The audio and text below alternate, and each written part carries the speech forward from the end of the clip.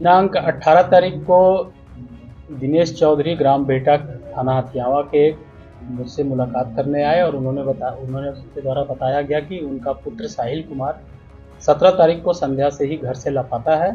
वो घर में था, उसी समय कोई एक अनजान कॉल आया और कॉल आने के बाद वो घर से बात करते हुए निकला। उसके बाद से उसका कोई पता नहीं चल रहा है, उसका मोबाइल भी स्विच ऑफ है।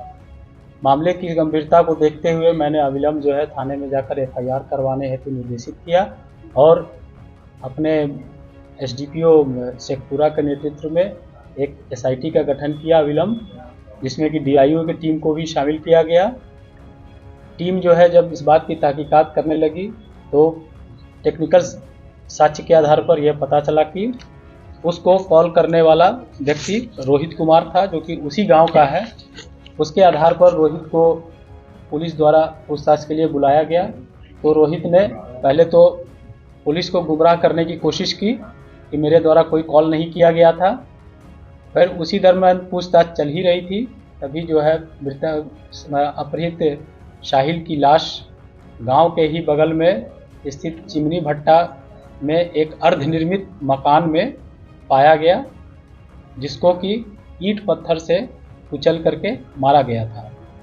जब लाश पाया गया उसके बाद फिर पुनः जब पूछताछ की गई तो उन साहिल ने रोहित और राहुल और पंकज के द्वारा ये बताया गया कि राहुल कुमार द्वारा बताया गया कि हम ही कॉल करके उसको बुलाए थे। हमें पंकज द्वारा कहा गया था कि तुम साहिल को बुला करके ले आओ। तो मैं साहिल को बुला करके ले गया। पंकज और मैं और साहिल तीनों जो चिमनी भट्टा के बगल में अवस्थित अर्धनिर्मित मकान है उसमें हम लोग ले गए। वहाँ पहले से ही दयानंद चौधरी, सुरेंद्र चौधरी और सुमित कुमार तीनों उस मकान में पहले से ही बैठे हुए थे।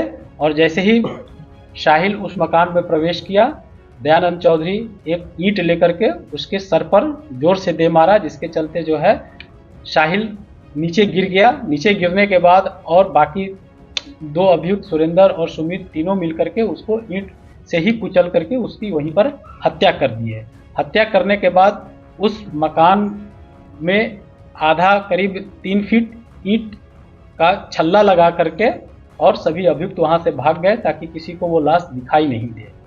उसके बाद जब पूछताछ की गई तो बताया गया कि दयानंद चौधरी की बेटी से मृतक का पहले से ही कुछ इलिसिट रिलेशन था, जिसमें कि दयानंद चौधरी बार बार उसको मना भी करता था और पूर्व में भी जो है गांव में झगड़ा झंझट भी हुआ था इस बात को लेकर के।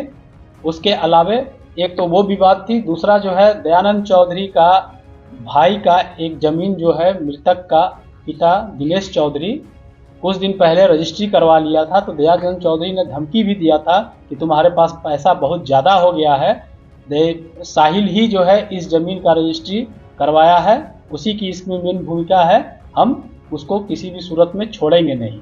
ये दोनों कारण था जिसके कारण जो है इन लोगों ने मृतक का अपहरण करके और उसे सुनसान जगह पर ले जाकर के ईंट पत्थर से कुचल करके उसकी हत्या कर दी गई है।